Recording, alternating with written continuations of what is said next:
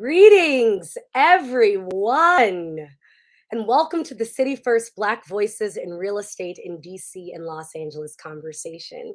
I'm Misha Green, DC and digital editor for the Afro American newspapers, and I'm so ecstatic to be with you on this final Thursday of February and Black History Month. This bicoastal conversation is hosted by City First Bank, the largest Black-led bank in the nation, as it celebrates its 75th anniversary with Los Angeles's Broadway in what has been a recent merger. And so, with that said, let's first introduce our City First representative, who she's not going to brag about herself, but I would like to brag about her. And she is a barrier breaking Black woman and leader. She's the only Black woman chief lending officer here in the nation's capital. And so, without further ado, welcome Sonja Wells, Chief Lending Officer for City First Bank. Good morning. Good afternoon, everyone. Thank you, Misha. Again, welcome today to everyone to Black Voices in Real Estate. Obviously, this is a bipostal panel and conversation hosted by us today, really to spearhead the conversation and discussion during Black History Month in partnership with America's historic Black newspapers that will shed light on the origins of the racial wealth gap dating back to the Reconstruction era, while focusing on the future and potential solutions. You will hear from some of the top developers and other community development partners on strategic initiatives to help increase economic mobility to Black Americans that specifically support Black developers like the ones on the panel today. Many are longstanding partners in community investments between DC and LA, and we are proud to work with them and have worked with them over the years. City First is proud to present leading centers of influence and pioneers in DC and LA's commercial real estate scene who are engaged in community economic development. They are building today's urban landscape by producing tomorrow's affordable housing, mixed-use real estate, and community facilities to produce opportunities for minority contractors, employment, and home ownership for low to moderate income communities. A special shout out to our sponsor and partner in finance, DCHFA. Thank you so very much for your continued support. And greetings from DC. Please welcome Sharonda Irving of Blue Sky Development, representing one of only a few Black native DC commercial real estate development firms. Thank you and have a great day.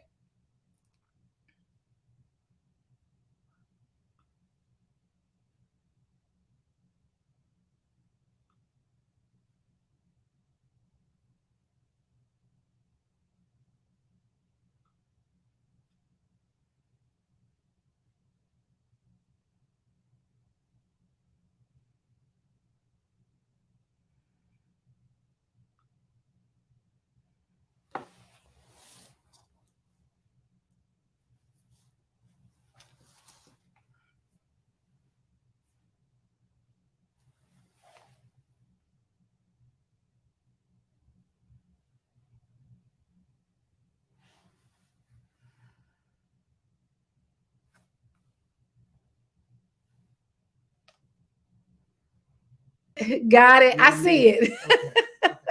Thank you. Oh my goodness. Technology. All right. So I am Sharonda Irving. I am the Director of Marketing and Communications at Blue Sky Development. First, I would like to virtually welcome everyone to Washington, D.C., a place that has been my home for over 30 years and a place that is the home of my husband, Brian Scotty Irving, who is a native Washingtonian. And it's also the home of our illustrious mayor, Mayor Muriel Bowser, who was the creator of the now world-renowned Black Lives Matter Plaza. So Blue Sky Development is an African-American owned and operated firm, and it is also DC native owned here in Washington, D.C. We take pride in bringing development projects to this city that are beautiful, award-winning, and also provide affordable housing options to residents in all 8 wards, and especially in wards 7 and 8. Some of our most notable projects include the Park Kennedy Apartments. Park Kennedy is a majority market rate. It's majority market rate, but it also has 25,000 square feet of retail space with an outdoor seating plaza. And what you're looking at right there is actually Park 7 Apartments. And now you're looking at Park Kennedy Apartments. The building has studio units all the way up to 2-bedroom units. Park Kennedy is LEED certified, and through the LEED for Homes mid-rise program. And it also, this particular project has used and exceeded the CBE requirement for this project. We are now nearing the completion of the second project in phase 1 of the Hill East Development Initiative. The Ethel is the second development in this particular neighborhood initiative. The Ethel will have 100 units that will be used exclusively for the District of Columbia Permanent Supportive Housing Program, which provides housing and workforce training opportunities to aid individuals transitioning from homelessness to permanent housing. And these units will all be affordable at 30% AMI. And one of the things that is pretty notable about this is that it's designed to help to stabilize women and family who had previously been experiencing homelessness and housing insecurities. And this is designed to help to stabilize that for them. The Ethel will have 12,000 square feet of retail space, along with outdoor seating, tiered lawn plaza, and it's going to have the same level of amenities and beauty that Park Kennedy has as well. We're really proud of being able to bring that same level of dignity and beauty to residents who may not have had that experience or can't necessarily afford that market rate experience. This project will also be LEED certified, and it's scheduled to be coming online very soon, the spring of 2022. And then we are actually on schedule we're really honored to be able to participate in this phase 2 portion of the Hill East community development. That will be about 2,000 affordable units that will also be in this Hill East development area, also known as Reservation 13. That will have 30, 60, 80, and 120% AMI. And it's slated to come on board within 2 to 5 years. And so we are extremely, extremely excited to be asked to be a part of this panel. One of the things that we really take pride in is as we do our development projects, we make sure that we are employing DC residents, that we are employing and bringing on board CBE firms. The Ethel is led by CBE firms. 50% of the total revenue is spent with DC-based minority businesses and CBE certified firms. And we have about 25 employees. So we really make sure that we are not only just meeting those requirements, but we exceed them on all of our jobs. And so I wanted to, again, welcome everyone to an amazing and important conversation, and welcome you virtually to Washington, D.C. on behalf of Blue Sky Development and Brian Scotty Irving, the owner. And so I think I'm supposed to throw it to the next person. Well, thank you so much, Sharonda and Sanja, for those welcoming and informative words.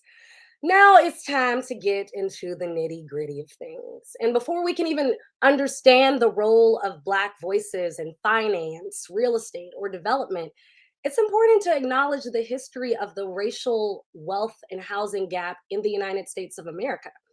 Now, the long-time discrimination of lending, zoning, home ownership, and infrastructure development towards African Americans has resulted in a racial wealth gap in which Black wealth is only about 5% of white wealth, despite the fact that Black incomes average about 60% of white annual incomes.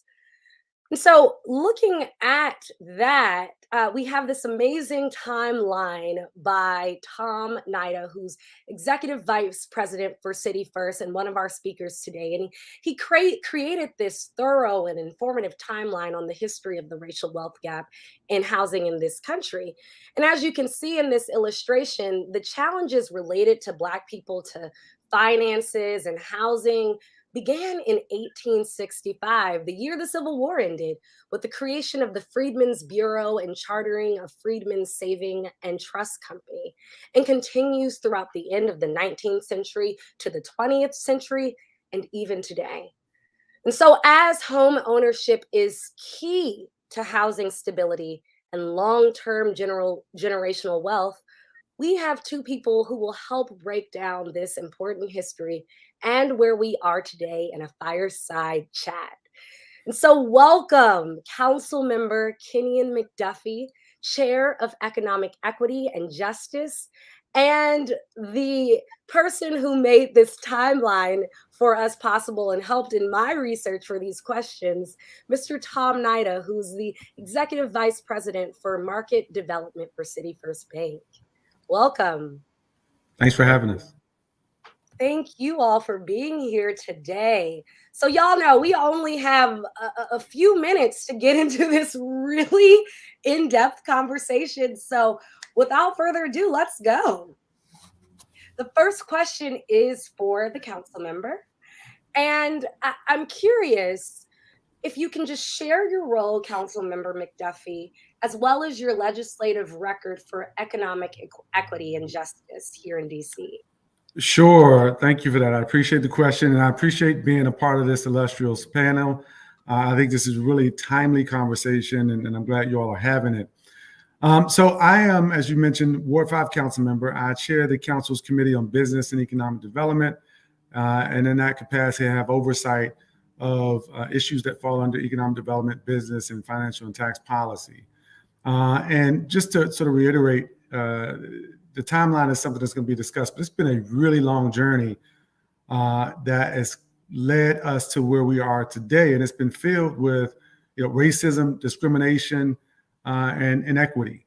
The district, there's so many people of all walks of life who live blocks away from each other, yet they remain worlds apart because our city is one of the most racially segregated cities. And it's almost as segregated today as it was decades ago during the civil rights movement and probably decades before that as well. And so while we do have one of the most affluent and well-educated cities in the United States, it still poses so many challenges for women and minorities in terms of the stark racial wealth gap and the racial inequities that persist at very alarming rates. And so gaps in education, employment, wealth, mass incarceration for African Americans and their white counterparts, those gaps are stark. And they've really only deepened as of late. And so, trying to make sure that we're using policies and putting in place legislation to chip away at that stark racial wealth gap has been one of the things that I prioritize in my nearly 10 years at the council. And so, we can get into some of those policies and what they look like, but I think it is the role of elected officials to acknowledge the challenges that exist in housing and put in place ways that help people to own homes, but also own commercial real estate. You've got a number of minority business owners who are doing really well in their businesses, but don't own the commercial real estate out of which they operate. And I've also put in some policies and funding with the support of Mayor Muriel Bowser to make sure that we are creating opportunities for commercial real estate ownership to support, in addition to some of the opportunities for residential home ownership. And so it took us centuries to get to where we are today, which means that the solutions aren't going to create the types of outcomes that we want overnight. But we have to be really intentional and persistent to make sure that we are making strides in a positive direction and building on some of the things we have seen as of late over the last several years. Thank you, council member, and thank you for being a champion on all of these important issues and dealing with closing this housing and racial wealth gap here in our nation's capital. And so, first of all, I want to just shout out and acknowledge the people who are tuning in and commenting. We see you and we thank you. And Mr. Tom, your timeline is already a big hit according to these comments. So as we've said, we'll get that timeline to you all. But Tom, if you could just break down a little bit about your role at City First Bank, as well as talk a little bit to us about being a veteran community development financial advisor. And word on the street, your nickname is the Dean of Community Banking. And I've interviewed Tom. I know why that is his nickname. Can you tell us a little bit about that graphic, as well as break down the history of this massive racial wealth gap and housing gap and what you all are doing at City First to address it? Sure. Well, I'm pleased to be with everybody today. I think the issue here is the role, as is the case with other community development financial institutions, is to reverse the course of so much of the institutional racism that characterized home financing, home ownership over the years. I mean, if we go back in time to the Reconstruction era, where the first bank set up for African Americans, the Freedmen Savings and Trust, was established, expanded too rapidly, started investing in real estate, ended up failing fairly quickly, and over 61,000 depositors at that time lost an average of $50, which was their total bank relationship, and monies that basically destroyed the entire Southern economy for that population and essentially created a sense of distrust with the banking system as it was. And so we fast forward from that to the zoning restrictions of the Reconstruction era, the Jim Crow era, which were replaced by the deed restrictions after zoning restrictions were stricken down by the Supreme Court in 1917. And the deed restrictions were replaced by federal government policy with the Federal Housing Administration, and more importantly, an organization called the Home Ownership Loan Corporation, which created color-coded maps in 1934 that designated the areas that were desirable from the ones that were undesirable. And just so happened the undesirable were all colored red, which gave credence to the term redlining. And unfortunately, those guarantees were basically targeting undesirable areas, which were typically populated by minority populations. Even worse, after the Second World War, the Veterans Administration, under the GI Bill, started providing guarantees for home ownership for the returning veterans, but the same redline maps were still in place for the VA. And so that didn't change anything. So along the way, in the 70s and 80s, community development financial institutions came into being. They were really reinforced in 1994 by the creation of the CDFI fund, providing support from Treasury. And what you have is organizations, banks like ours, were founded primarily to serve the low moderate income neighborhoods. To be a CDFI, whether you're a bank or a non-bank loan fund, you have to commit to a minimum of 60% of your lending and investing only into low moderate income neighborhoods and populations. City First has historically been above 85 to 90% in its 20-year history. We find that the issue here, as you're looking at the map of the District of Columbia here, if you look from the map showing the darker areas here, as you're moving from west to east across the city, you find yourself in progressively less affluent neighborhoods. And so there is an area to the east of the city that is our target in the Los Angeles market. We're also looking at low moderate income communities in the surrounding counties and Los Angeles County. And so we're making a point that the Community Reinvestment Act, which was created in 1977, is the driving force for federal legislation for banks that requires them to generate as much lending activity as they do in their deposit gathering areas.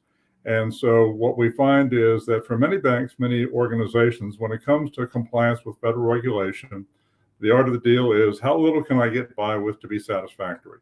City First Bank and others like us make the community reinvestment as our line of business. This is what we do. This is where we do it.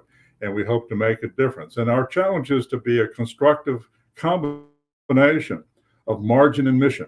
If we don't make money doing this at a reasonable level, we won't be around long enough to make a sustainable difference. If we don't focus on our mission with low moderate income neighborhoods, we're never going to be relevant to those communities. And so we have that combination of things that drive us, and we judge our performance by the impact on the communities we serve. Thank you, Tom, and all the work that's being done at City First Bank. And so you talked a little bit about CDFIs. And so this next question is for the both of you. And we're wondering why community development financial institutions are important. And what role does it play in closing the racial wealth gap?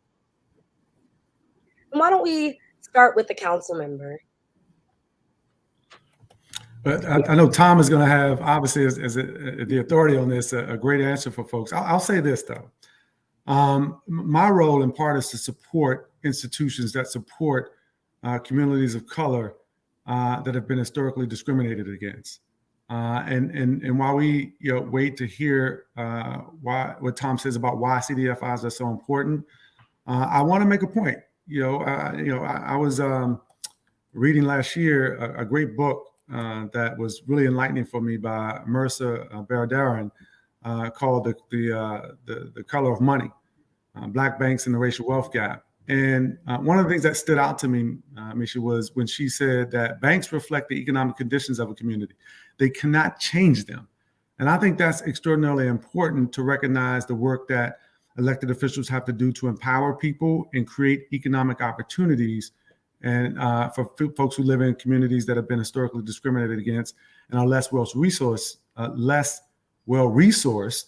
And what that means is we also need to support those institutions that support those individuals. And CDFIs, like Tom has mentioned, have been uniquely positioned and have a mandate to help those communities. And the ones that do it best are some of the ones that we've heard of here in the District of Columbia, including City First, Industrial, and others. And so I've helped in the form of funding, particularly during the pandemic, where I've put funding through the council's budget process to the tune of a couple million a year for the past 2 years for CDFIs in the District of Columbia. And these banks and lending institutions are more likely to lend to entrepreneurs of color.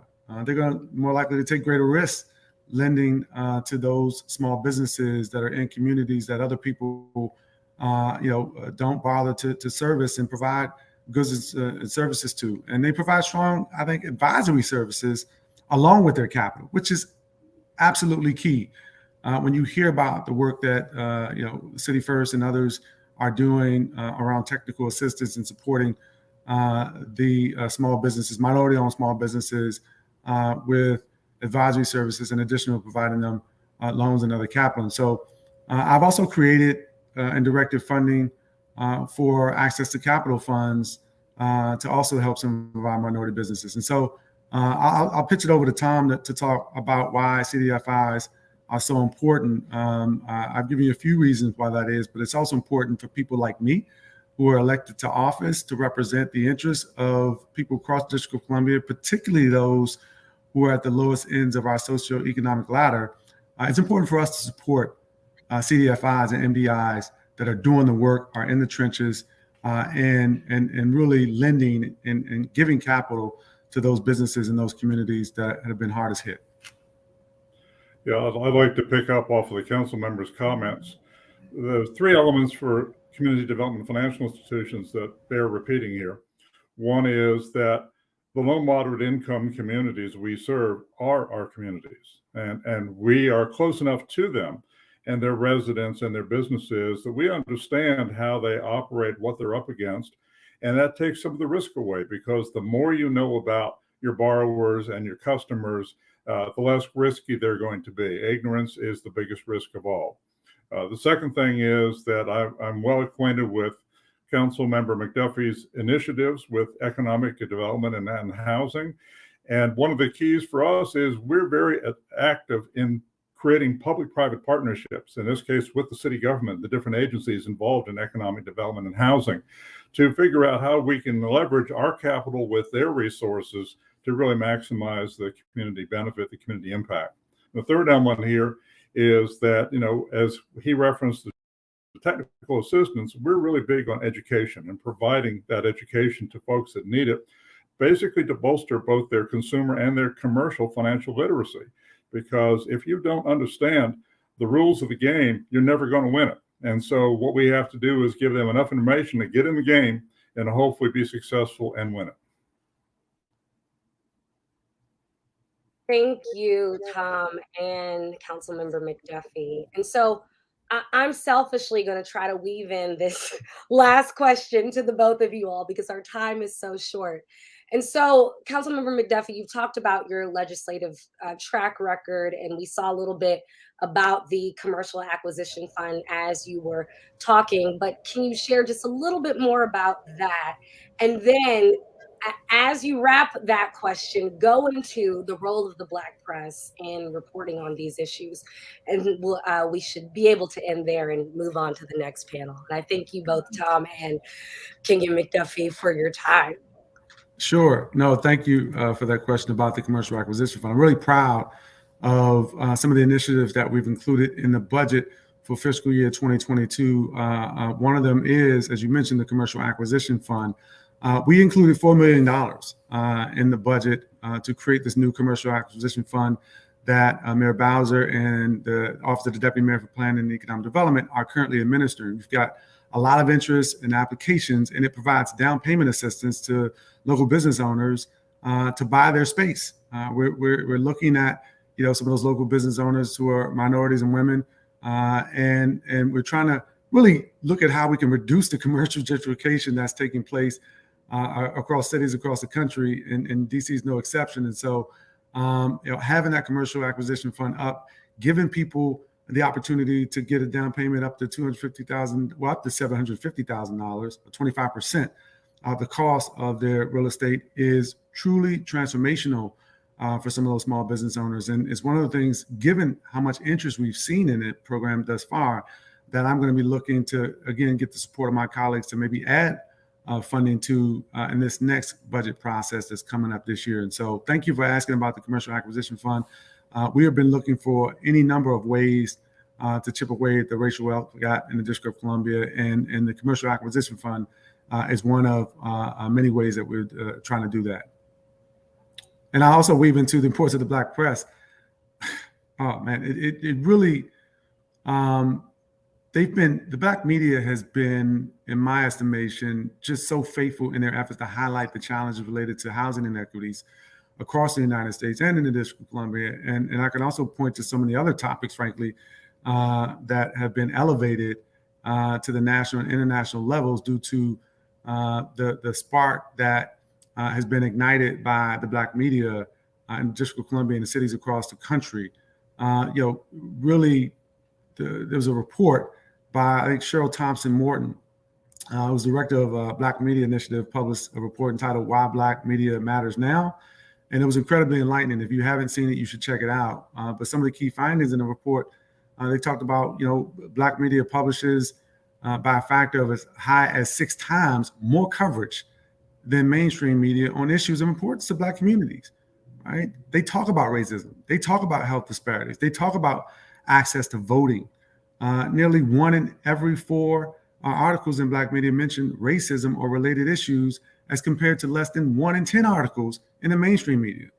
Why is that important? Because they're also highlighting some of the positive things that Black elected officials and Black educators, Black businesses are doing to really empower minority communities. And so as it relates to current topics with coronavirus coverage, for example, Black media wrote 5 times more than mainstream media on the disproportionate racial impact of the pandemic, right? And that racial reckoning that we've been hearing about the last 2 years has been extraordinarily important, and it's been highlighted by the Black media. And so I think their role is extraordinarily important. We saw what it meant for the coverage around George Floyd, Breonna Taylor, Ahmaud Arbery, and it's led to, frankly, some historic convictions that people have been following closely.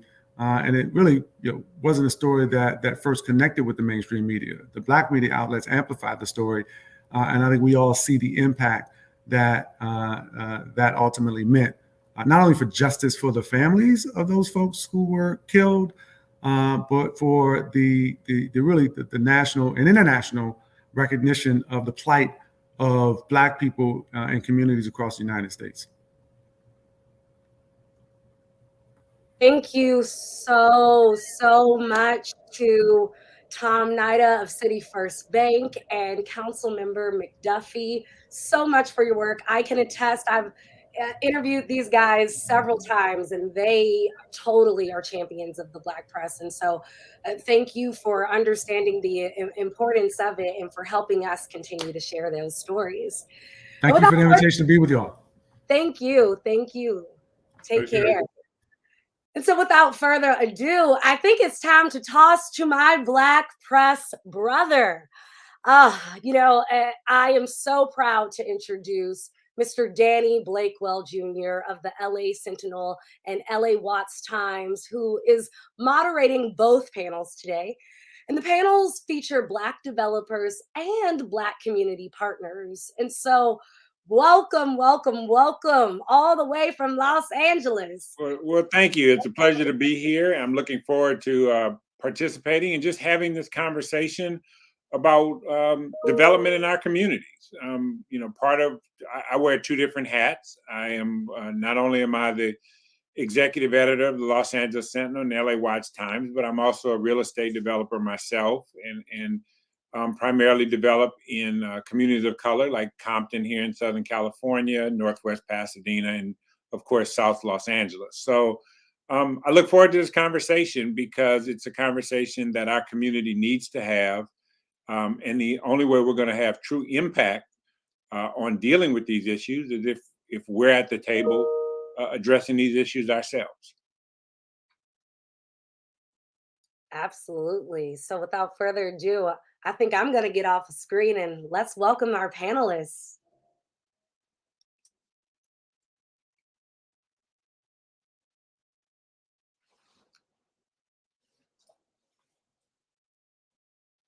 Are our panelists up yet? Oh, there we go. All right, here we go. Our panelists are starting to pop up.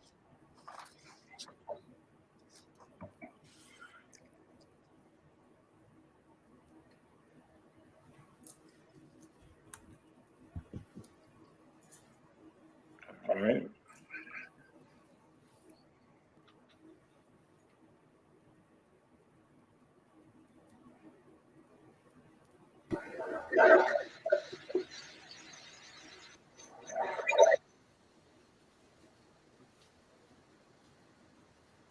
Right. Is all of our panel up yet? Every time I think we've got everybody, one more face pops up. So I want to make sure before we get started. All right. Well, I think I want to start off with Kimber. If you would introduce, I'm going to start off and let each of our panelists introduce themselves and their organization. And then after we get a round of introductions, I'll start with some questions. So if we can start with Kimber.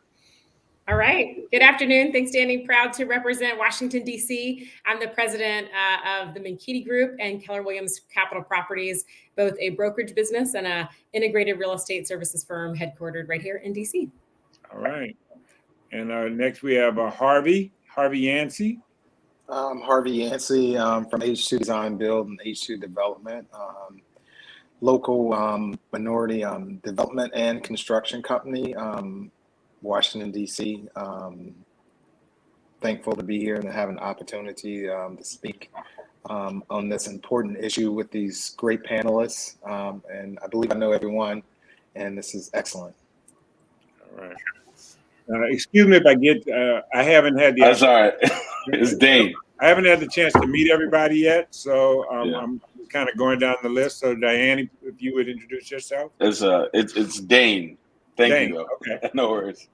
My name is Dane Pascal. I'm out of Los Angeles, California, and I have a company called Conscious Capital Investments, which is a real estate company that focuses on low-income housing development, acquisitions, and just fighting gentrification and providing housing for folks who are being displaced. Thank you.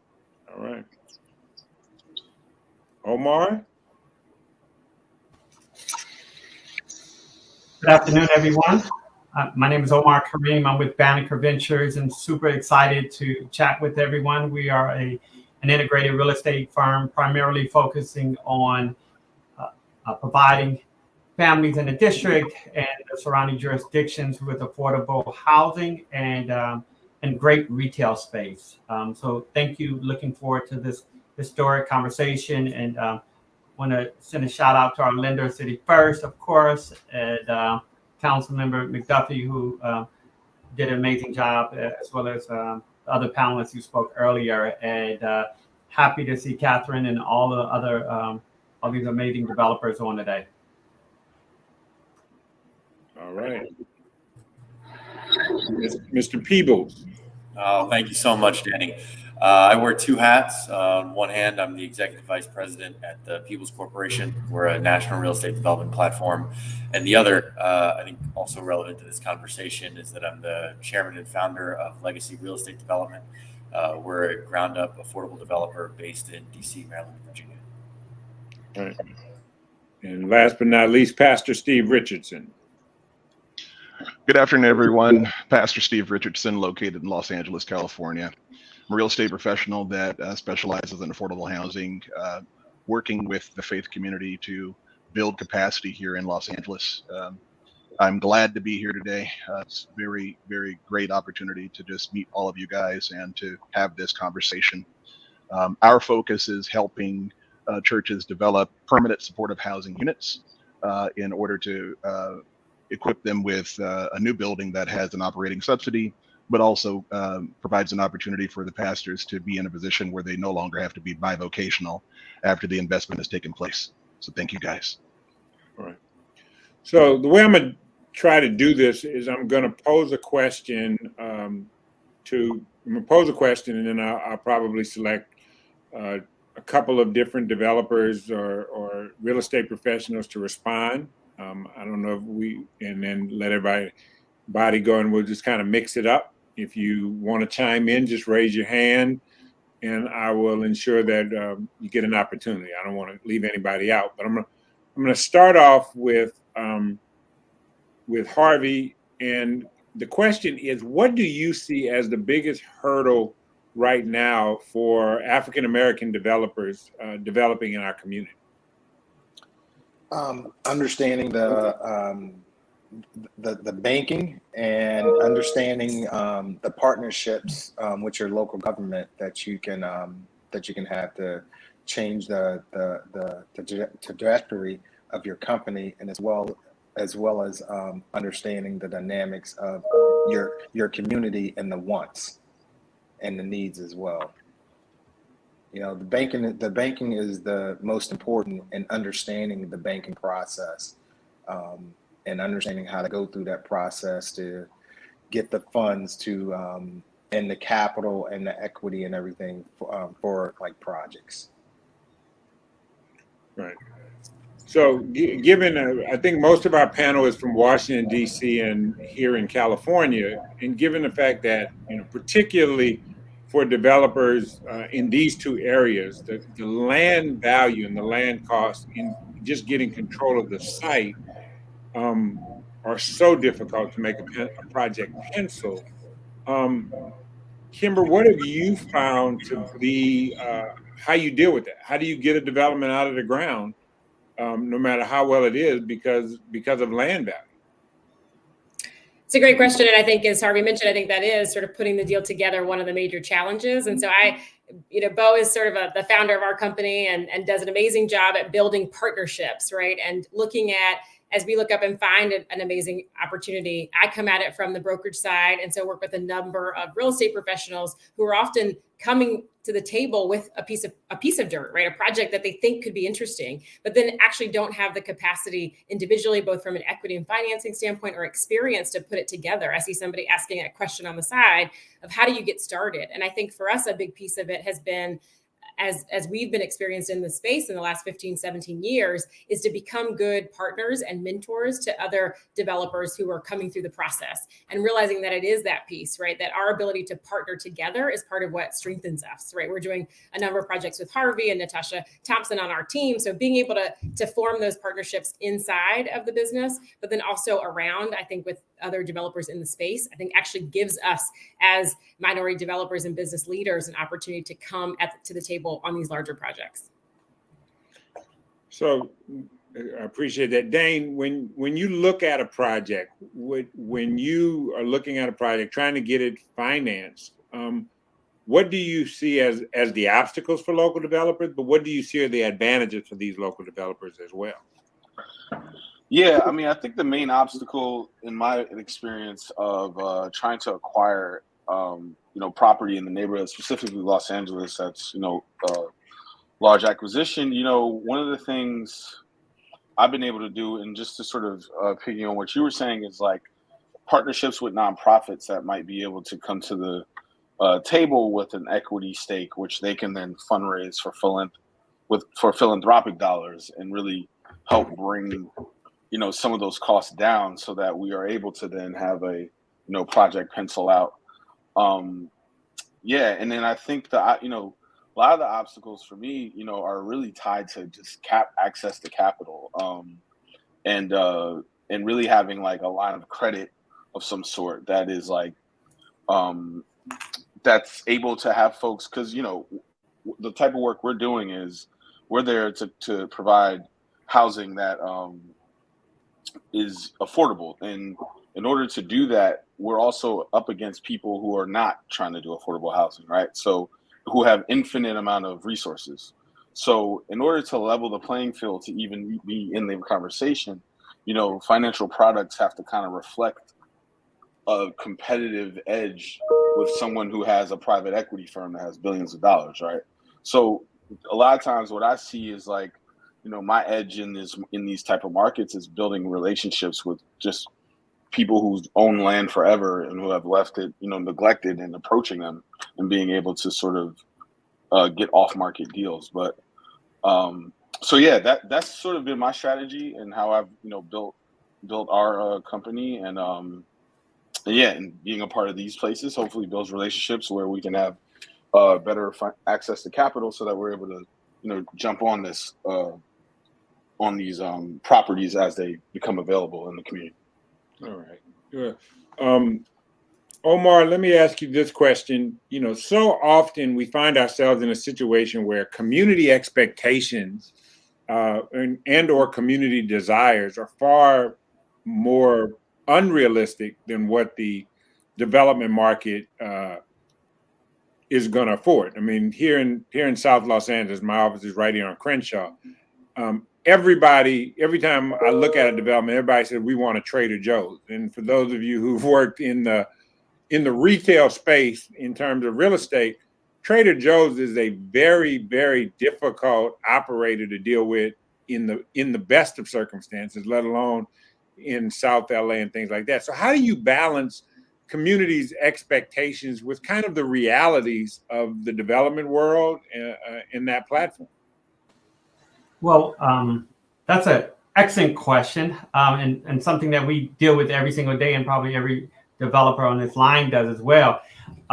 We try to just be honest with our community partners, and we go knock on doors, we go meet with faith-based organizations, other long-term institutions, and let people know what can be done and how we intend on financing a particular project, what our capital stack looks like, and what works versus what can't work.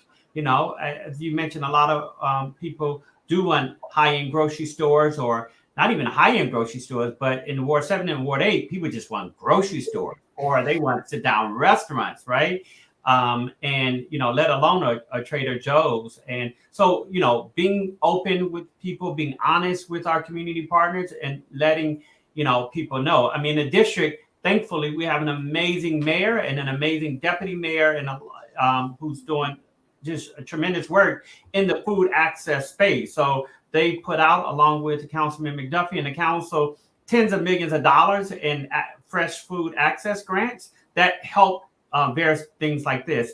I don't know another city in the country that has been able to fund and development partners, particularly minority development partners, to do that type of work. So it takes a partnership. There's a lot of calls. Like I think I was on a call with an ANC commissioner last night to 9 or 10 o'clock. I was on a call with somebody else from the community today. And, a lot of calls, a lot of meetings, and a lot of patience. But if you do what you say you're going to do, right, and you constantly are in the community and supporting the community, and are open and honest and provide jobs and contracts and all of the things that community members want, I think that can solve so many problems, and it certainly has helped our organization.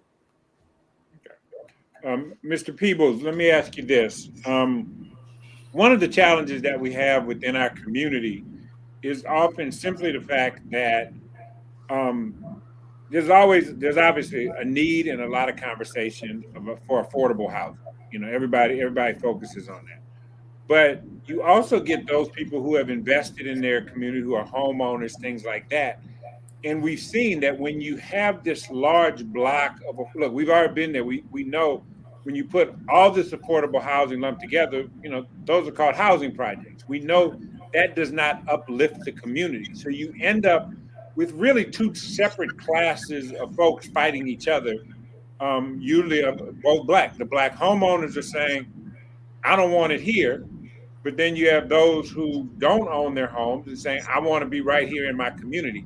How do you balance that? And how do we begin to bridge that gap? Because that is one of the biggest challenges that I found within our community, is us just fighting each other.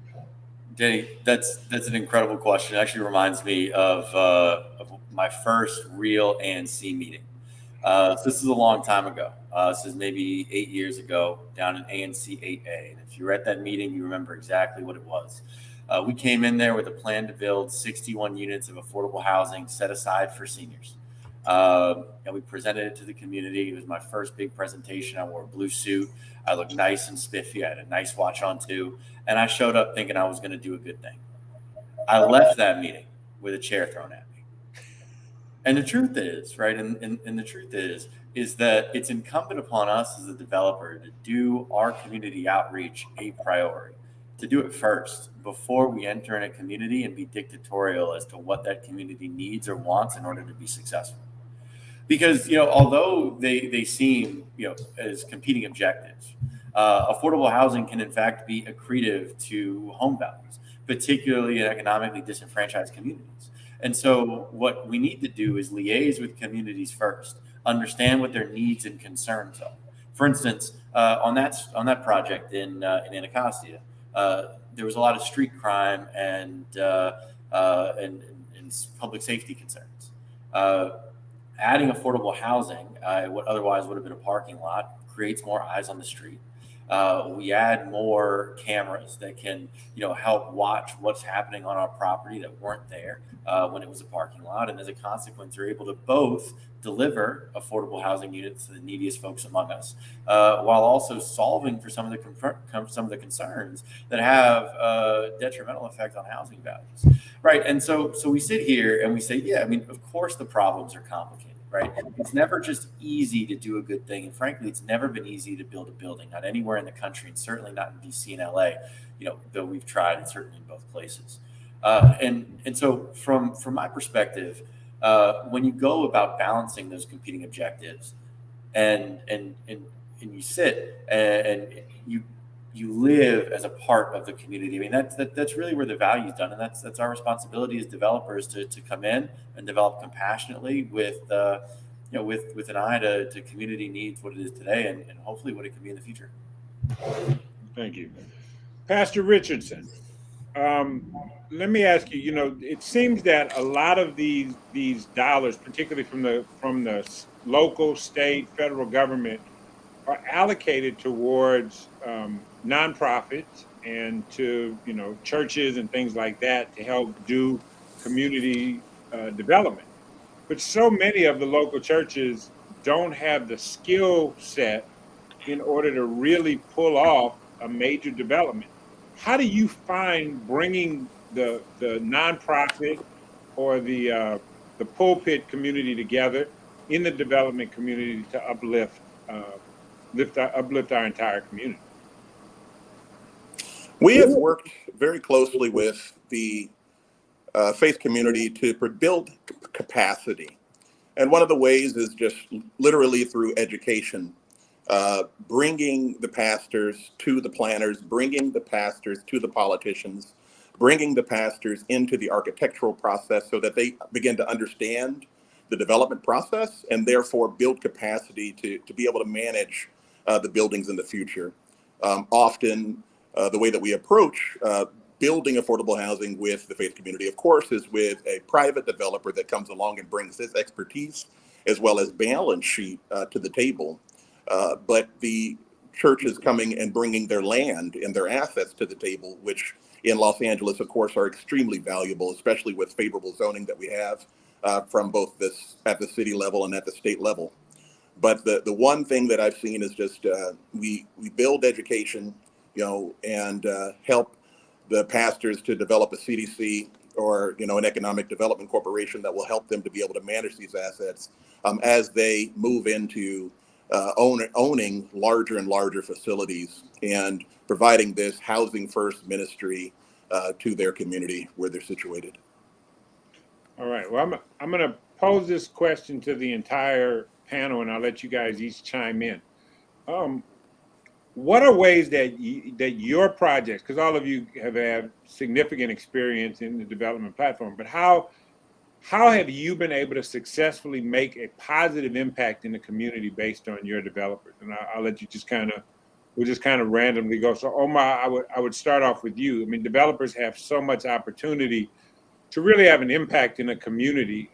How have you been successful in really making a substantive impact in the community through your development?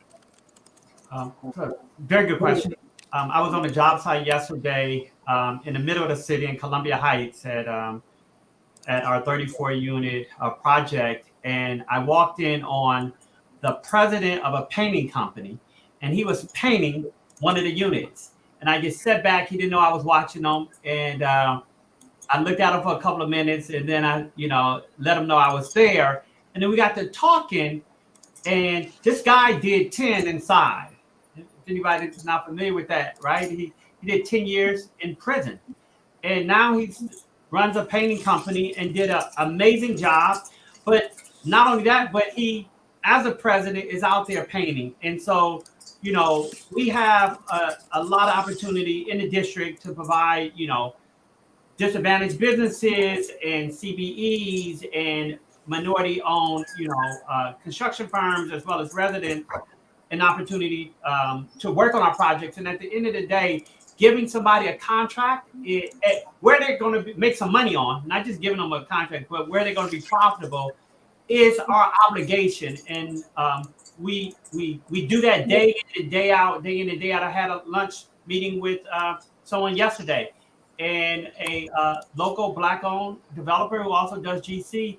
And we basically gave them 9 figures worth of work right there over lunch, right? Like that's, there's nothing more humbling than to be able to do that. And we're able to do it because the district is able to do what they do, right? You have an amazing, leadership, amazing organization like DC Housing Finance Agency that finance a lot of our projects and that provide pre-development funding and other, resources that we're able to take advantage of. And then we just pay it forward. And from that way, in addition to all of the other type of things that, many of the other panelists do every day.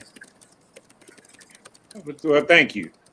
Kimber, I'm going to ask you this question, is that in having an impact within our community in doing development, how do you blend or how do you find the opportunities, pre-development dollars, the actual construction dollars, all of the various resources? Because doing development projects, it requires you to be able to kind of, walk, chew gum, sing and whistle all at the same time in order to really pull off a successful project. So how do you access all of those various resources at the same time? Absolutely. Well, I think one of the things of being in DC, the amount of talent, right, that is around us. So I think one of the pieces is being well networked and connected to the broader community. I think when you were asking before, like, how are we impacting it? What does that look like? I think asking what the community wants is such a critical piece. I think about we're in the second phase of a project right in the middle of Anacostia, MLK, and that is a project where you think about that's an $80 million, 2 sites.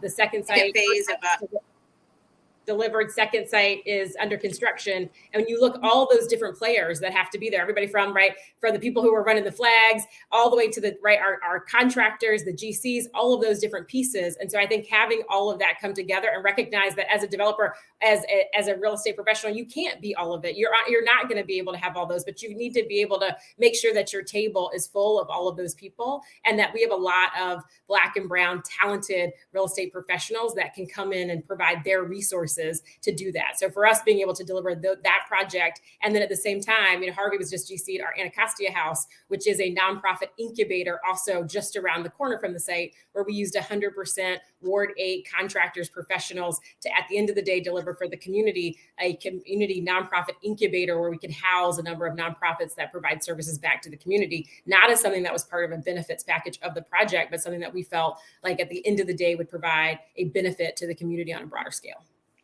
Well, thank you. This is going to be our last question before we cycle out, and I know we want to show everybody's project. But Harvey, as one of the general contractors on this, there's always a push, there's always a need. I go through it myself of having local African-American contractors on your job. But at the end of the day, you've got to deliver a project. You usually got either the bank pushing you, you've got tenants waiting to get in there. And how do you manage that? Because you have your community concerns, but you got real dollars and real timetables. In many cases, you got penalties coming at you, or in some kind of incentives to get finished early because you got bonuses. And all of these people begin to threaten your ability to cycle in or out of this project. How do you cope with that? Because I know for me, that's one of the biggest challenges I got between my philanthropic side and my go to let's get the hell out of here side. How do you balance those two things? It's getting easier each time. And one of the most important things is that the partnership with the community and understanding that it's a lesson that you're going through each time, making sure that you're educating the local subcontractors on how to do business with your company and other companies. So when they're bidding, they understand in the bidding process, they understand not to overbid, and making sure that they don't underbid as well. Taking them through a whole process of how to do business with H2 or any of the local big companies or mid-level companies, and trying to bring them up to a level that they can continue to do work in the city. If it's Ward 8, if it's Ward 1, if it's Ward 4, they understand the processes, and partnering with these local minority companies and making sure that they understand, and it's a win-win situation. So it's really getting much easier. As Kimber said, I'm partnered with them on their MLK Gateway. And one of the most important things for the community is how many Ward 8 or Ward 7 contractors are on a job. From phase 1 to phase 2, we're up to 48%, roughly 48%, roughly around there. And the requirement is 35%. Our goal is to get higher than that on each project and have each subcontractor understand is that we're here to help. We're here to make sure that you're treated fairly. We're here to make sure that not only are you paid on this one job, but you do a good job where you have to go to the next job. I have subs on the MLK Gateway project that I've partnered with them on other projects on the other side of the city because they've done a great job. So that is key, is working with them, educating, and you're learning from each other also. So that is very, very, very, very important with the relationship with the local minorities, Black and brown subcontractors, that you really have to make sure that you're making it intentional, that you want to continue to do business with them. You want them to grow with you And as they grow, for us, it's excellent to take a small company that, started out, if it's $100,000 company, when they get to a $5 million or $10 million company, that means that we've done something very good.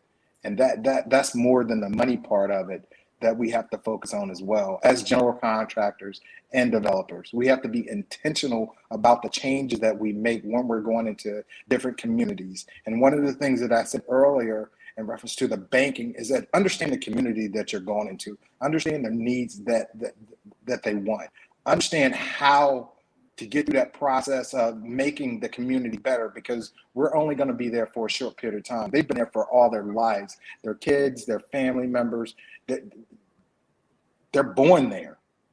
So how do you make them better? How does it make you feel good when you leave and leaving your impression and your legacy on that community? What did you really do? And education, and making sure that they have upward mobility in reference to understanding how to do business with H2 or any other general contractor in the city and developer. I know here in Los Angeles, it's a lot harder, and hopefully it's a little bit easier in DC. It's a lot harder to find qualified African-American contractors here in Los Angeles than it is hopefully in DC. But one of the things that I found, and I'm gonna leave this to the panel to let anybody who wants to weigh in. As much as you explain to them how to do business with your company or other companies, you find yourself in this situation where the contractor says, I need to get paid by the end of the week in order for me to kind of step on the gas to get finished. And so you find yourself in a situation where, unfortunately, the fastest way out of your problem is to pump money into the problem to get through it. How does and I'm picking everybody's brain. How do you get through that situation? Because I've been in that side of it more than once. Mm-hmm. No, Danny, that's absolutely right. I mean, I think that firm-wide, we have a commitment that 35 cents of every dollar we spend goes to minority or women-owned business enterprise. And oftentimes it's those businesses that need some of the most assistance, whether it's economic, whether we're breaking up what would otherwise be single contracts into multiple contracts to ensure that the capacity or bonding capacity isn't an issue.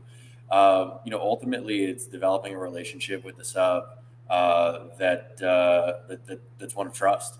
But we've experienced the same thing where we're either taking one large contract and breaking it into two. The job may get done a little bit faster, but certainly costs us a little bit more money, or I think more directly having to pump money into the problem, and push through prior to pay apps to get money to the sub so that they can do the work. But we've been rewarded oftentimes by bending over backwards for folks.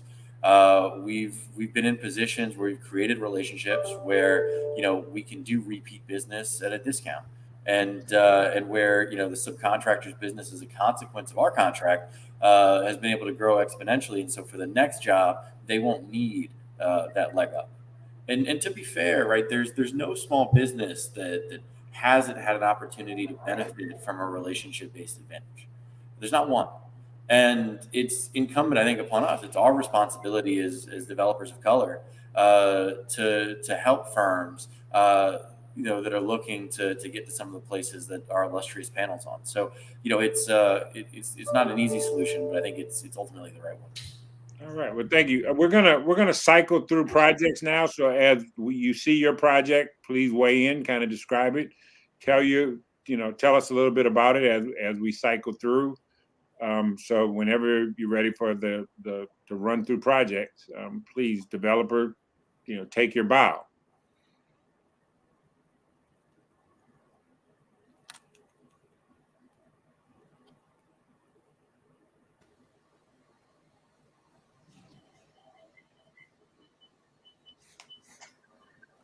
That's Todd Lee Senior Home. That's the Clara on Martin Luther King and the Rolark at Congress Heights Metro.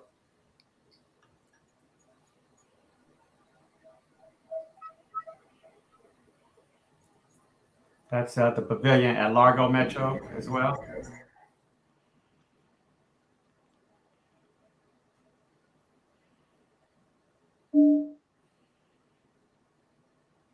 And that's Paul Robeson Wellness Center in South LA. And then what you'll see is we've now purchased the next block over. And what we do is like community engagement, so folks can see the local businesses that they want to see in the community. What we try to do is focus, less on the Trader Joe's, but where's the local entrepreneur? That's not mine, but what the local entrepreneur wants to, that needs sort of a pipeline into the communities and brick and mortar spaces need. So I'll let pass it go. That is the Douglas townhome, where 93% of our buyers were females, and it's a Todd Lee community where we built for workforce housing for your local firefighters, teachers, EMS, or government workers that did it's 80 to 120% AMI.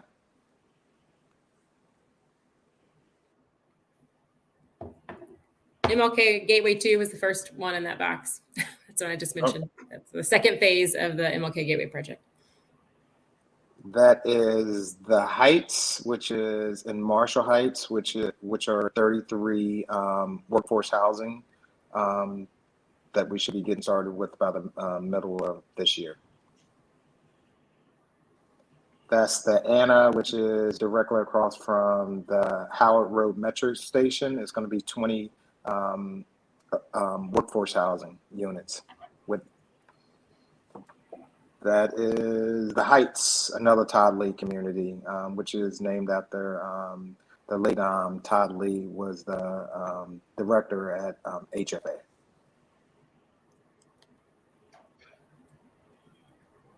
All right. Well, very impressive projects. We got a question that what are the strategies for getting to know the community members and the needs of that community that you guys as developers seek? And I'll just kind of leave that up to anyone who wants to chime in and answer that question. I find in DC, they don't have a problem telling us what they want or need. We hear it loud and clear. As I think we heard Don mention in the community meetings, it is often, we found that at MLK, right? Like they were very clear. They wanted no more affordable housing 5 years ago, right? When we first started those community meetings. And so then it became, how do you make the commercial projects actually work, right? How do you bring what the community is asking for? And we found that the district, right, under the mayor was really committed to making that work, right? And so signed a lease on the second phase of that project to really make sure that the district was also showing their commitment to having commercial space in that community. In South Los Angeles, we would often host symposiums that would allow for the community members to come in and voice their viewpoint of what they'd like to see happen in their neighborhood, even before the proposal has actually been submitted to the city, to make sure that we're actually submitting a project that will make sense and not have much opposition. Often we would bring in the elected officials to meet with the community, as well as planning members, to make sure that the community's voice was heard even at the political official level, as well as utilizing the church as the community center to make sure that the community's voice was heard. All right. Fielding some various community or audience questions right now. So we answered one. I haven't seen another one. If we can roll through another question, I'd like to at least give a couple of community questions the opportunity to respond.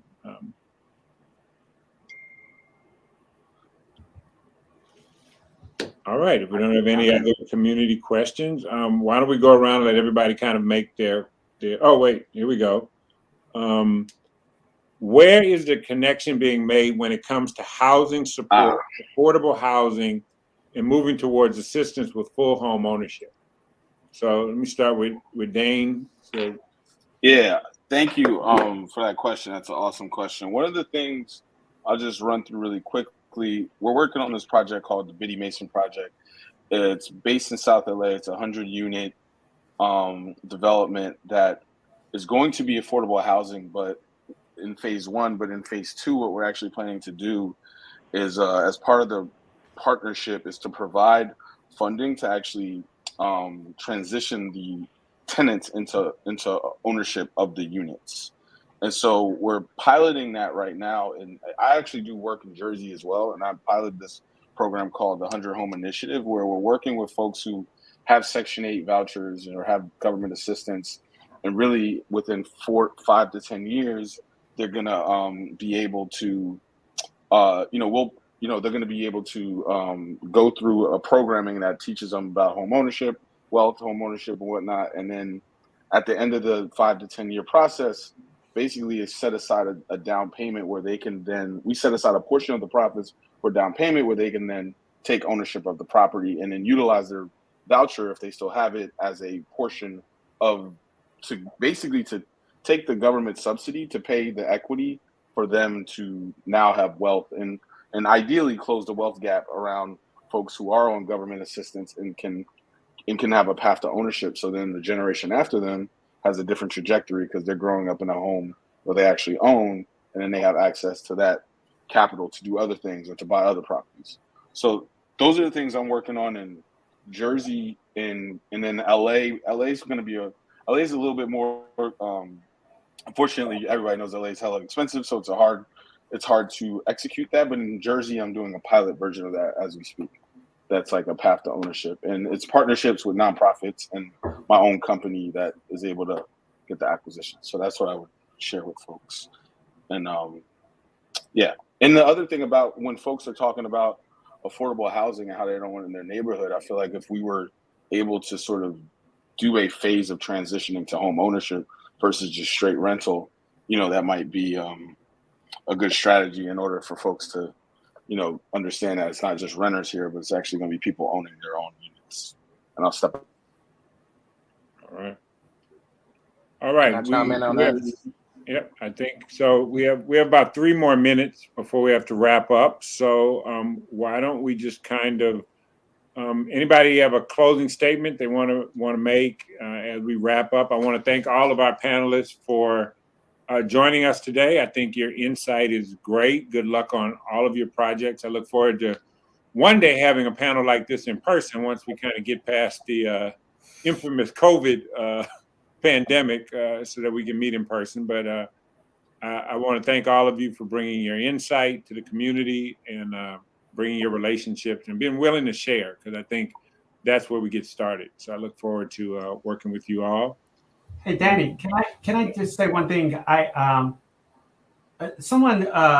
sister who's the chair of REIS, which is one of the largest real estate organizations in the country, said that if you could see it, you could be it. And I want to just put that out there, because when I see a Kimber or a Bo or a Harvey or Scotty or, Donahue, or, a wide range of very successful developers in the city, it inspires me and it encourages me. And I think that's one of the things that I want folks to take away, that, it can be done, whatever you want to do, and much, much more. Right. And I want to push our city leaders across the country and our banking leaders across the country to provide it opportunities, because it's really real. People do need that money every week to pay their staff. They do need that money every 2 weeks. And if it wasn't for 400 years of slavery, right, where people got free labor for 400 years, okay, then they could have lines of credit. They wouldn't even need a line of credit. They would be billionaires, right? Or certainly millionaires, or many, many more, folks from our community. So I just want to encourage everybody who's watching this, that you can take what you see today and take it to the next level. I mean, Sharonda and Bruce got a $1 billion project, right? 1,000 units. Harvey and their firms got a $1 billion project. These are major things that's happening, in the district, and others across the country can do that as well. So that's I really wanted to just encourage that, and continue to encourage lending partners across the country to cut the checks, right? The pre-development checks and acquisition checks to these amazing Black developers around the country, right? You got a lot of money from the feds or whatever oftentimes, so give up the money. And shout out to City First Bank for giving up the money and for helping to finance our projects, and DCHFA and all of the other partners who might have been on today. Well, Well, thank you all. I'm gonna make sure that let's all try to stay in touch. I'm sure somewhere down the road there'll be some joint ventures to come everybody's way, either in California or DC, or maybe we meet somewhere in the middle. Not sure exactly where yet, but I really appreciate everybody sharing their time and their insight as we transition to the next panel. Everybody have a blessed day. I look forward to seeing and talking to you all soon. Thank you. Thank y'all. Thank you. Glad to meet everybody. Bye-bye. Thank you.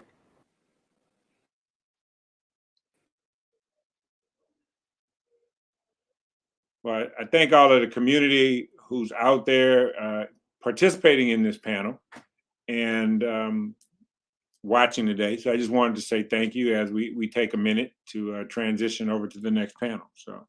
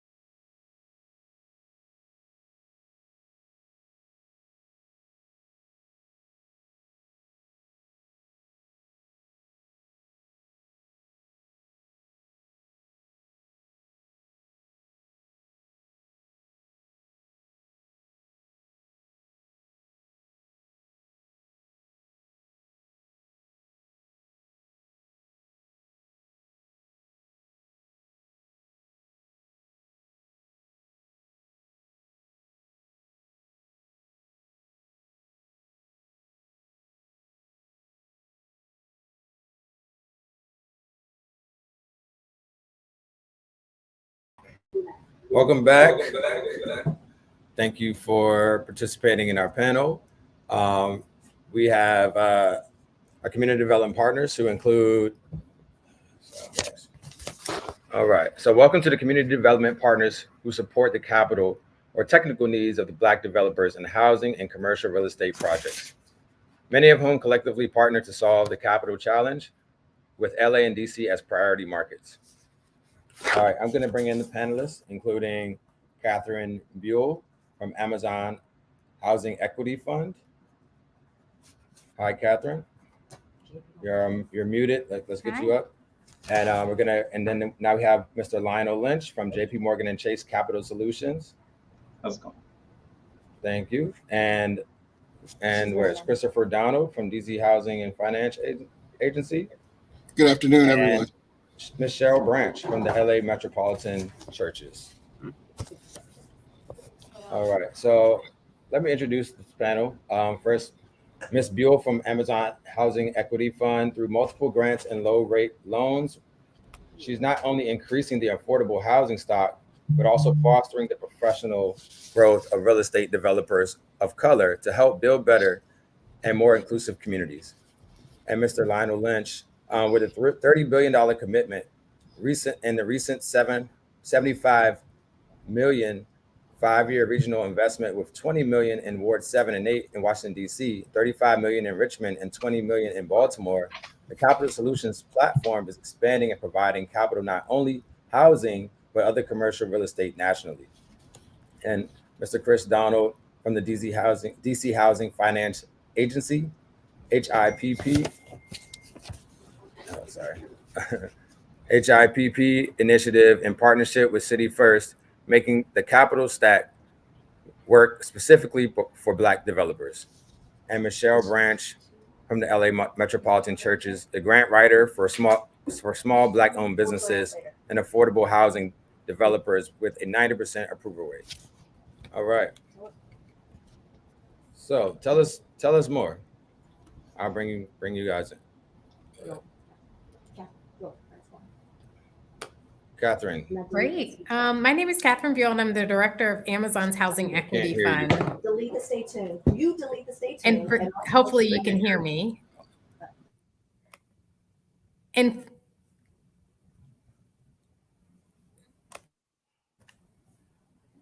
hopefully you can hear me okay. I can hear you. Great.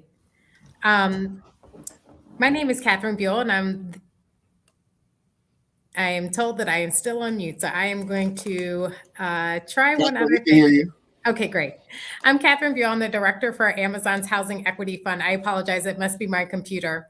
And for those who have not heard about Amazon's Housing Equity Fund, it is our more than $2 billion commitment to creating and preserving 20,000 affordable housing units in our hometown communities of HQ2, which is Arlington and the Washington, D.C. community, in the Puget Sound, which includes Seattle and Bellevue, Washington, and in Nashville, Tennessee. I am actually sitting in Nashville, Tennessee, because today we announced some of our fellows for our $21 million accelerator program, which I'm very proud of. In addition to providing flexible, low-cost capital to help affordable housing developers accelerate their projects so that we can achieve our 20,000 unit goal, we are taking our commitment to equity seriously. And we're working with 3 partners across the country, Capital Impact Partners in Arlington, Virginia, and DC, the Urban League of Middle Tennessee here in Nashville, Tennessee, and LISC in Puget Sound, to be able to help identify somewhere between 10 and 15 minority emerging developers who are looking for mentorship training and, most importantly, access to pre-development capital.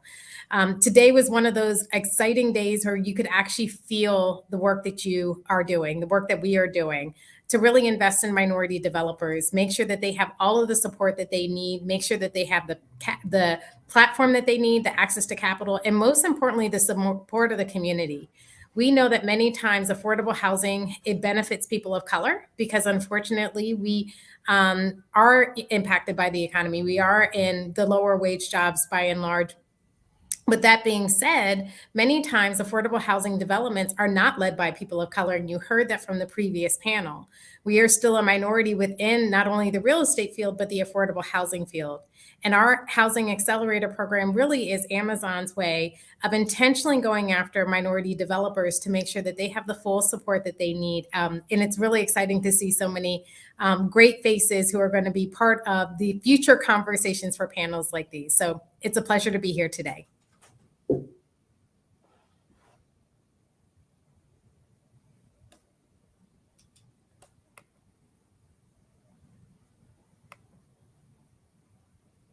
All right, thank you so much for that. Let's go over to Mr. Donald. Let's get some comments from you. Good afternoon. My name is Christopher Donald. I'm CEO of the District of Columbia Housing Finance Agency. We are responsible for contributing between $250 to $400 million a year in tax-exempt bond cap and low-income housing tax credits to facilitate the production of multifamily housing. And we have three functions. Number one, we issue the tax credit and bonds. Number two, we provide mortgages for first-time home buyers to buy their homes through our lending partners. And finally, we have an equity platform, which is our HIP platform, a housing investment platform, where we partner together with emerging developers to provide middle-income housing. I do want to stop for a moment. This theme has been coming up during the course of this conversation, and I think it's important to touch on. It's something that Catherine mentioned as well, and it's capacity building. And capacity building has 4 points. Number one, for lots of organizations, is about governance, right? What I do with my board, how do I make sure that the organization I've created is compliant with all the laws and the regulations? Second, it's operational. How do I keep my lights on? Where do I put my office space? And how do I make my business work on a regular basis? And then there's technical capacity building. What's a tax credit? What's a bond? And finally, there's access to capital. And we've heard a lot about that during the course of our conversation here this afternoon.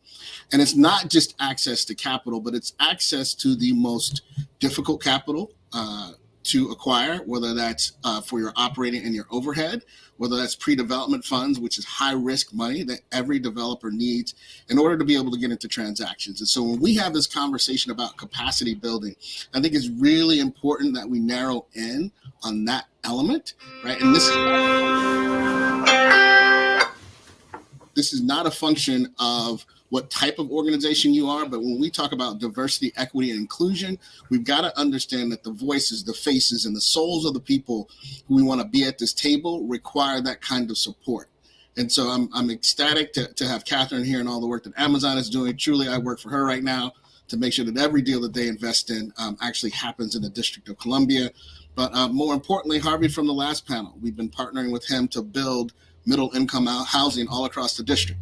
Harvey was a developer up in Upper Northwest building $1 million homes. And we got that level of quality, that level of commitment, and that level of care to provide homes in the $400,000 to $500,000 range. And if you live in the District of Columbia and you know the type of product that Harvey provides, you know how important it is and how much pride people can have in their homes and how much of a difference becoming a homeowner and owning property can make in the lives of these folks.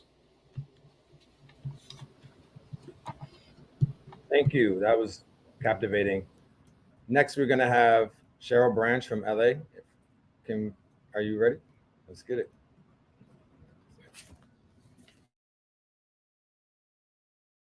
The C in community economic development. So we have a very narrow role, and our focus primarily has been on the capacity building that the speaker just spoke about before me, because we look at the intersections of health, the pipelines to prison, our built environment, and economic development.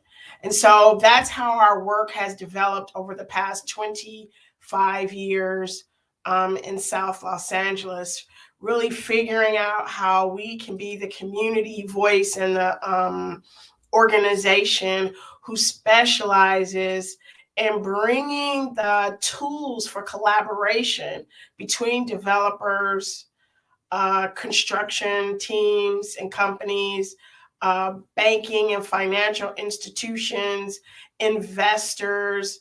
And so we use the data. That's where we have been most valuable, I believe, to our development partners and CDFI institutions and programs, is that we help the community to understand the data that exists. So the asset-based approach is still alive and well, and we believe it's still one of the best ways to bring community residents into the discussion. We found that a lot of the education and capacity building focuses on helping the community to manage their expectations as they enter into this process. We use a lot of trusted messengers locally to make that happen. There's a lot of steps that happen in between, but that's the way I would describe it to you. And so it became like an intermediary role.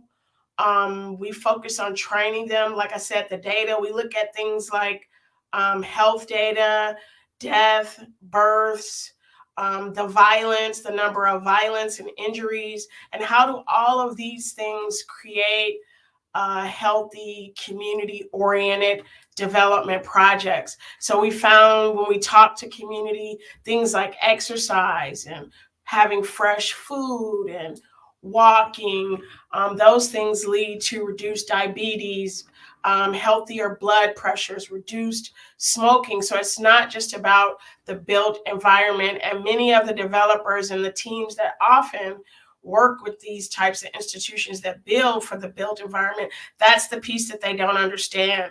So it leads to policy change, which we've seen happen right here in California and Los Angeles, where policy is embedded into the land use policy, zoning, local zoning ordinances that emerge, things like fighting for less fast food concentration of those types of stores and other types of stores that just don't do all the things that the residents that we work with that they place as a priority. It really became clear in COVID. I'll wrap up in saying that what we realized is that people of color, especially African Americans, because the health disparities already existed, it was real clear that the highest users of chronic healthcare services, it's all out in the open now. So most of the times developments miss that part and don't see the value of this intersection between health. So health services is a big deal in our community, and we've done a really good job of helping to bring attention to that. And thank you from a lot of you that are here today too. Thank you so much. You are definitely doing the work. Now we want to bring in Mr. Lionel Lynch from JP Morgan and Chase Capital Solutions. I'll give you the floor.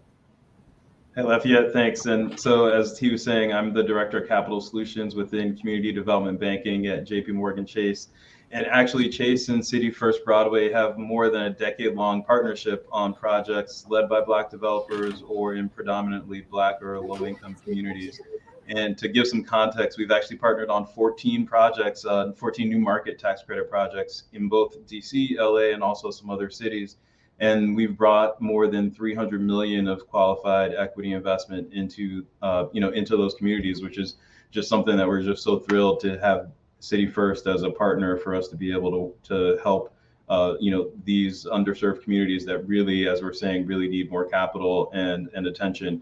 Wanted to actually share two examples of our partnership, and Cheryl actually just mentioned health disparities, and both in facilities as well as in health outcomes. And two of the projects that City First and Community Development Banking partnered on, one is the Community of Hope Family Health and Birth Center here in DC, and then also the MLK Junior Community Hospital in LA. And they're both, in many cases, the only healthcare facilities that are serving their community and are so integral to being able to improve health outcomes there. And then also, I just want to give a shout out to Kimber from the Mankiti Group, and she mentioned their MLK Gateway project. And we're really proud to be a new market tax credit partner and investor in phase 2. And just to give you a little bit more details about it, they're bringing hundreds of jobs to Ward 8. Many of them are high-tech jobs in the high-paying jobs in the tech sector.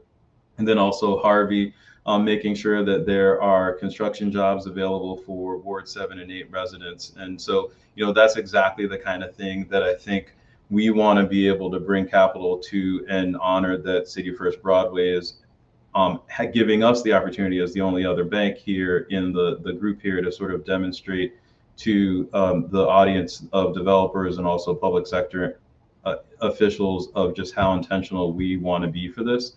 Capital Solutions, as I mentioned, is a new group. And again, in terms of what was talked about in the earlier panel, we are making a major push into financing not just affordable housing, but also workforce and mixed income housing in all communities. And so that's also something where we're providing additional capital, intention, and resources, especially also to be able to do so with developers of color. And so, I think from the perspective of the opportunity to be here on this panel, just really wanted to express how much it's been an honor and a pleasure to really bring meaningful capital to communities with City First Broadway as a partner. And with our new Capital Solutions platform, we're also going to have the ability to provide both debt opportunities from both of our organizations to help grow our developers of color, our Black developers, and their businesses as well. And before I sort of turn over the microphone again, one of the things I did want to mention just to demonstrate that commitment is we actually have a $30 billion racial equity commitment that spans across all of JP Morgan Chase. One of those is actually a racial equity initiative within community development banking, where we explicitly provide additional investment in projects and in communities that are Black-led, serving, are owned. And the Community of Hope and the MLK Jr. projects that we're working with City First Bank are actually two of those projects that we've been able to do so with. So thanks again for being able to be here, and we appreciate it. Thank you to all of our panelists. We really do appreciate the work that you are doing in the community and supporting Black developers. First, I forgot to introduce myself. My name is Lafayette Barnes. I represent the Washington Informer newspaper and the Washington Informer Bridge. We're a 67-year-old newspaper here in Washington, D.C., Southeast, and Congress Heights. Thank you so much. I want to transition the panel over to Misha Green from the Afro.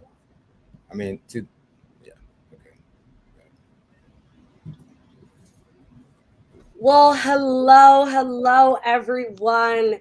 Back again. Thank you so much for just all of your engagement and comments and questions during this panel. It has been so wonderful to listen to these experts. And I want to thank so much to Councilmember McDuffie and for all of the fabulous panelists for joining us today. And we truly appreciate your time. We also need to give a huge thanks to City First Bank for hosting this excellent panel, and to DC Housing Finance Agency, and to the entire team that made this event possible. Thank you. I see you, and I'm not going to call y'all by name, but we really appreciate it. And to my fellow members of the Black press for helping to moderate this robust conversation. It has been so incredibly educational. And of course, we know that we have this historic record of the now over a century of historic discrimination in this country as it relates to finance and housing. And so I thank you all again for your time as well in the work that you do. And, y'all, you have been such troopers, but I know that you want to share this conversation with your village. The village needs to know this is so important. And I've seen all of the questions and how you can get this, that, and the third. And so there's a way to do it. This will remain live on the WI Bridges YouTube. You all can go to it. We will make sure that we are able to send this to you and ensure that you all have the information if you don't. And so by all means, just reach out to us, but this will live here forever. And also be sure to share this with your social network. The people, again, need to know, and the village, I'm sure, can grow and learn and hear about these resources and how they can actively join this important conversation from a legislative platform, from a advocacy standpoint, and of course in the corporate offices and meetings as well. And so we thank you all so much for your time. Thank you again to City First and DC HFA and all of the Black papers who made today happen. Take care, everyone.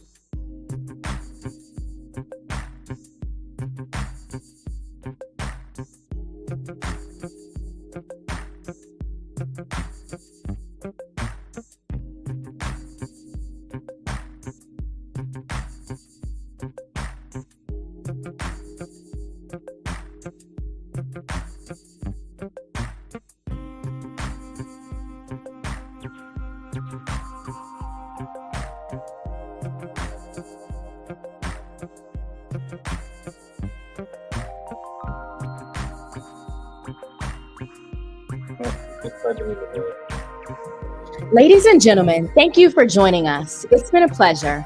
This broadcast is now over. It's been very exciting.